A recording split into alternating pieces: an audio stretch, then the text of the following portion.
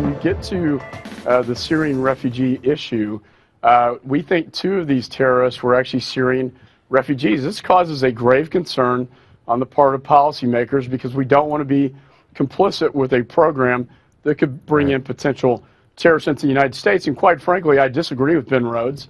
I've been briefed by the FBI and Homeland Security, and they tell me that this cannot be properly done. We don't have the databases to vet them past. That's my old House colleague, Mike McCall, now chairman of the House Committee on Homeland Security, on NBC's Meet the Press, saying he has serious doubts that our nation will be able to properly vet all the Syrian refugees coming into our country. Screening those refugees has been a concern from the beginning of this crisis, but now that some of the Paris attackers apparently gained entry to France as refugees, this vetting process seems more important than ever. Talk about this more. We're very pleased to be joined by the former Hungarian ambassador to the United States, Andras Simonyi.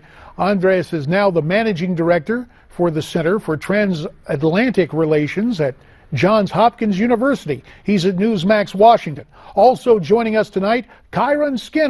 Kiron, a professor of international relations at Carnegie Mellon and a research fellow at the Hoover Institute at Stanford. Kiron, first to you.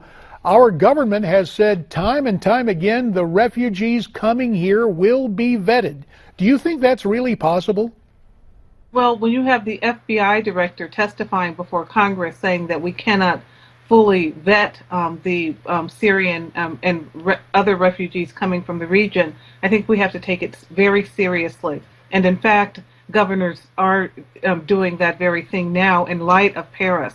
For example, the governor of Indiana has said, no more. We will not take Syrian refugees. We can't count on the federal government to be able to vet them, and the federal government says it cannot. So we've got to listen carefully at the intelligence community, which says we don't have the capacity to provide foolproof assurance that people coming in are not, in fact, like the Paris attackers. The Paris bombings just really underscored the difficulty that we're in right now. Ambassador, the Washington Times reports that of Middle Eastern refugees in the U.S. right now, we're accepting 96% who are Muslim, only 3% who are Christian. Do you believe that there's discrimination against the Christian refugees both here and in Europe? I don't know, and I also don't want to get into this, but I want to get back to the vetting issue. I think it's not a question if we can do it, we have to do it. And I think in this respect, the United States and Europe has to get back to working much closer together. I hope Mr. Snowden is not sleeping well these days because this cooperation has been disrupted, but we have to get back to it, and the Europeans have to get real. Andras, you're always the diplomat. I appreciate that. Kiron, let me ask the question of you. With a ratio of 96% Muslim to about 3% Christian, is our government discriminating against Christian refugees? Well, I have to know as a scientist the percentage of Christians in the first place who are part of the mix, because that will determine why this lopsided number exists. But we do know that Christians are being persecuted in many of these countries now in the Middle East, and that it must be a bigger issue for Americans because there's so many Christians in this country, and we want to help all of those who are under oppression. But I do need to see the numbers before I can make the definitive statement that you'd like me to make. Fair enough. It is an important, however. Now, Vice President Biden was in L.A. Monday. He addressed the issue of the refugees. He says closing our borders will not solve this ISIS threat. Let's take a look at what he had to say. There will be a tendency, both here and in Europe, to call for closing borders, call for closing down access to information, etc.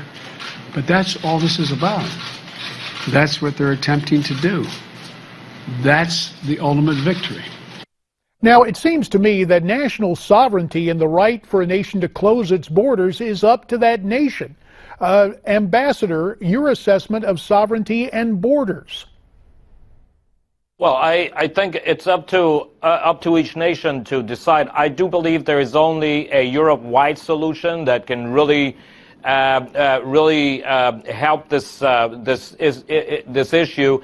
But I would also say that when we say that we can't close our borders, we need to take in refugees, they have to be real refugees. But on the other hand, we also have to look at the broader picture. I wish the United States had invoked Article 5 last week after the French were attacked. I think NATO should have declared an Article 5 emergency, and whatever it means. I think that is the way. And, you know, I have to say that as a European, I want to see strong American leadership in this. There is no way out, and letting in refugees and doing the right things in the region and taking military steps, the combination of all this might be the solution. Andras Simonyi, Kiron Skinner, Kiron in Pittsburgh, Andres in Washington. You have our thanks. After the break, the way I see it. Stay tuned.